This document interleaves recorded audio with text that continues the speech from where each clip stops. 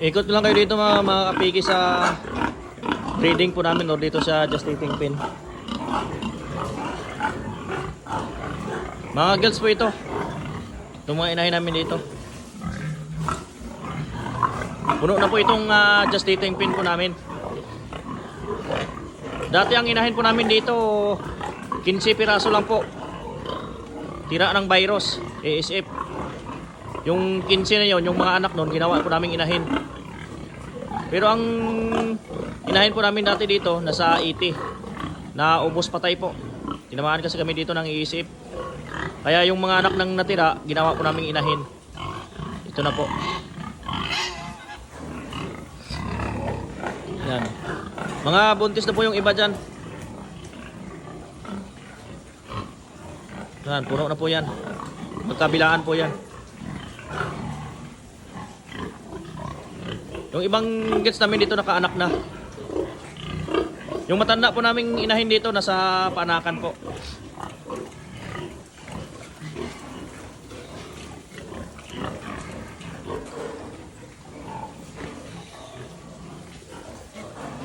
Nakasurvive po yung 15 naming inahin. Kaya yun po yung pinadami namin yung kanyang mga anak. Ginawa po naming inahin. Ito po yung iba. Yun, mga barako ko. Magawa lang po namin ito. Yan. Yung 15 nakasurvive ng ESF, ginawa po namin yung mga anak niya. Ginawa po namin inahin. Kasi dati dito puno din po ito ng inahin. Puno din ito ng inahin. Kaso tinamaan kami dito ng ESF virus. Mga 2024. Pero ngayon, puno na po ulit ang inahin dito. Madami na po ulit ng inahin. Yan, puno na mo ulit.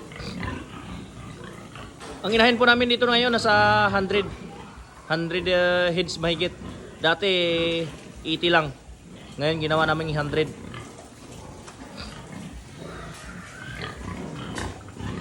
Buti yung tinamaan kami dito ng virus ng ESF, meron kaming natirang inahin.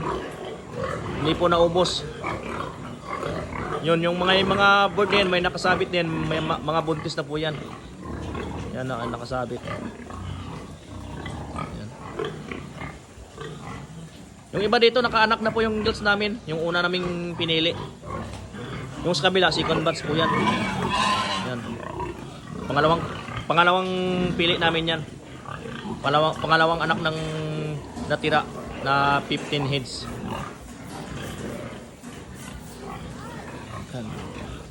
Punta, iikot ko lang din kayo doon sa panaka namin. Nakapigi.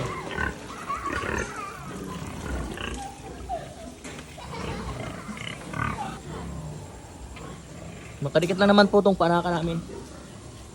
Ito po yung panaka na po namin. Yan. Yan, ito po. Madami din po ditong inahin. Yan, ito po yung matatanda naming inahin. Pag nanganak to ngayon, nasa 13 na anak na. Yan. Ito po. Tatanda na po ito. Dito po galing yung mga gills namin ginawang inahinin. Ito po yung tira ng virus na ISF. Ito po yung nakasurvive.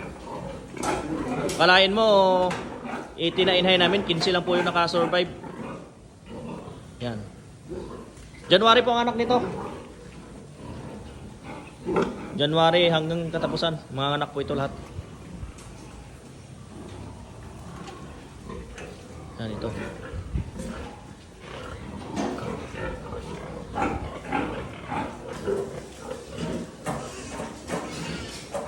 Tapos ito naman po yung may anak ko dito mga kapigi. Yan. Dalawang inahin lang po. Pero anak na din po ito. Sa inahin ko. Tapos ito. Anak na din po yan. Baka mamaya anak na po yan. Yung mga bake kasi namin dito nasa nursery na po. Yan. Nasa nursery na po yung bake namin.